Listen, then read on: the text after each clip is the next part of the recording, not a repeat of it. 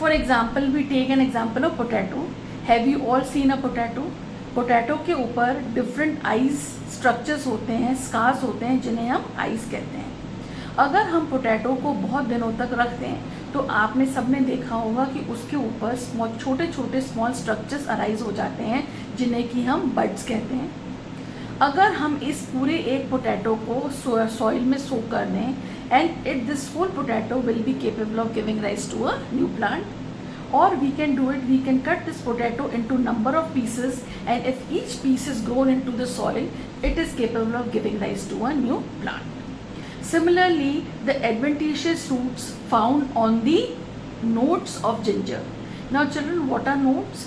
Nodes are the specific points on the plants from where a leaf or a branch arises.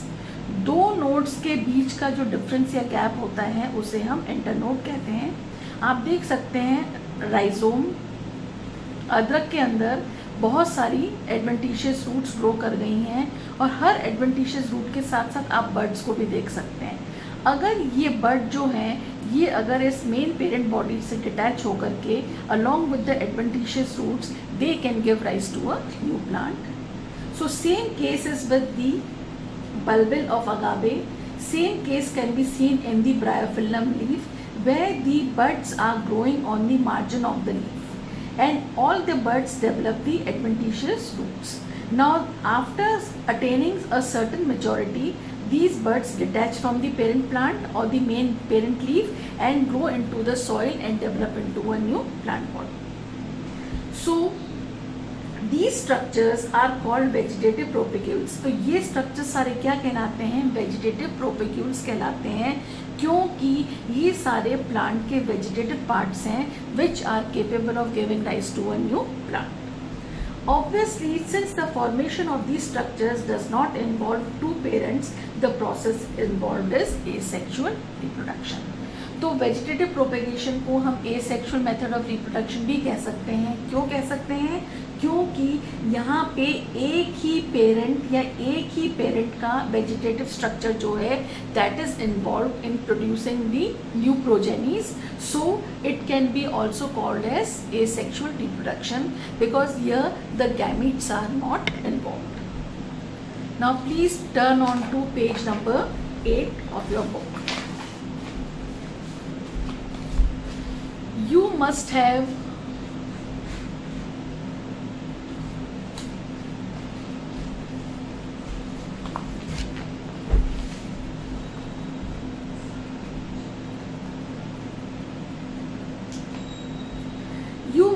heard about the scourge of the water bodies or about the terror of Bengal. Terror of Bengal is a name given to an aquatic plant, water hyacinth. Now the question comes कि इस plant को terror of Bengal क्यों कहा जाता है? सबसे पहली बात तो ये है कि ये प्लांट जो है it is an invasive weed. Weeds क्या होते हैं? ऐसे अनवांटेड प्लांट्स जो कि दूसरे यूजफुल प्लांट्स के बीच में ग्रो करते हैं और उनसे साथ साथ उन प्लांट्स के साथ साथ फूड के लिए, सनलाइट के लिए, वाटर के लिए, हर चीज़ के लिए कंपटीशन करते हैं। तो ऐसे प्लांट्स को हम वीड्स कहते हैं। इन्वेजिव वीड है। इन्वेजिव वीड का मतलब होता है ये प्लांट बहुत तेज़ी से फैलता है, और अगर इस प्लांट को हमने किसी वाटर बॉडी के अंदर लगाया तो ये बहुत तेज़ी से उस वाटर बॉडी के अंदर फैलेगा, और उस वाटर बॉडी के अंदर जितनी भी ऑक्सीजन होगी, पानी में जो घुली हुई ऑक्सीजन होगी, उस ऑक्सीजन को एब्जॉर्ब कर लेगा। As a result it will lead to the death of the fishes और the small aquatic animals which are present in that water body. Detail में हम इस प्लांट के बारे में हम अपने चैप्टर्स, एनवायरनमेंट के जो चैप्टर्स हैं हमारे 13 और 14, हम उसमें पढ़ेंगे। It is interesting to know that this plant was introduced in India because of its beautiful flowers and shape of leaves. Since it can propagate vegetatively at a phenomenal rate and spread all over the water body in a short period of time, it is very difficult to get rid of it. Please underline करें और यहाँ पे question बना लें कि why water hyacinth is called terror of Bengal. इसको terror of Bengal क्यों कहा जाता है? क्योंकि ये इन्वेसिव वीड है जिसको सबसे पहले हमने वेस्ट बंगाल से ला करके दूसरे स्टेट्स में हमने इसको ग्रो किया था। और दूसरा, इसको हम टेरर ऑफ बंगाल इसलिए भी कहते हैं कि ये प्लांट बहुत तेज़ी से फैलता है और फैलने के बाद में पूरी वाटर बॉडी को ऑक्यूपाई कर लेता है, और उस वाटर बॉडी के अंदर जितनी भी घुली हुई ऑक्सीजन होती है उस पूरी ऑक्सीजन को ये यूज़ में ले लेता है, और it gets results into the death of the individuals which are present in that water body, right? So that is why it is called as the terror of Bengal. Are you aware how plants like potato, sugarcane, banana, ginger, dahlia are cultivated?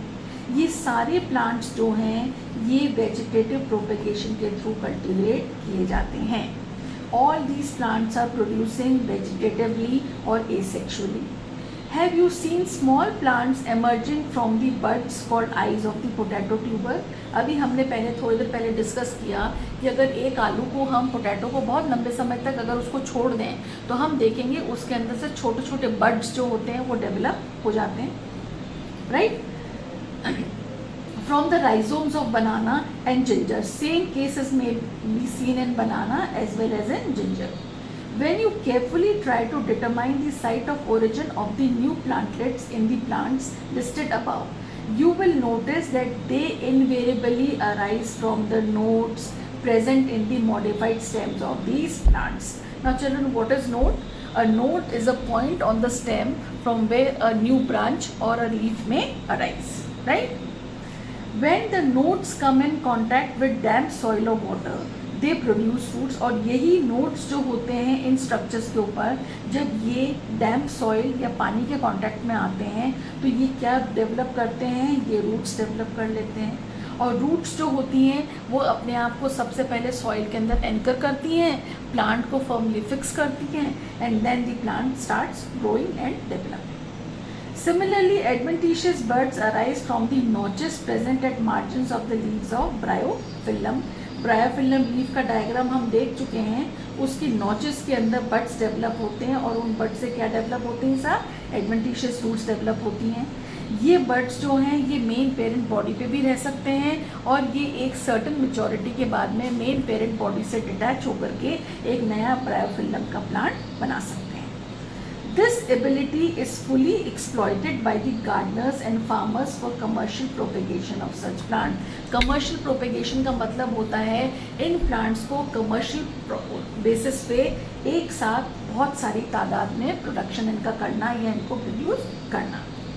It is interesting to note that asexual reproduction is the common method of reproduction in organisms that have a relatively simple organization like algae and fungi, and that they shift to sexual method of reproduction just before the onset of adverse environmental conditions.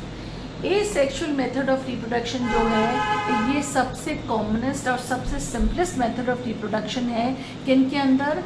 छोटे microscopic या unicellular organisms के अंदर जिनका body organisation बहुत ही simple होता है. पर यही ऑर्गेनिजम्स कभी कभी सेक्सुअल मेथड की ओर भी स्विच ऑफ कर जाते हैं. कब करते हैं? जब इनके आसपास की एनवायरमेंटल कंडीशंस जो होती हैं दे बिकम एडवर्स और unfavourable. So children, I hope asexual method of reproduction must be clear to all of you. Tomorrow we are going to start with the process of sexual reproduction. We will discuss about some of the terminologies here, and we will discuss what is the juvenile phase, what is the vegetative phase, what is the growth phase, and what are the exceptional plant bodies and their lifespan period.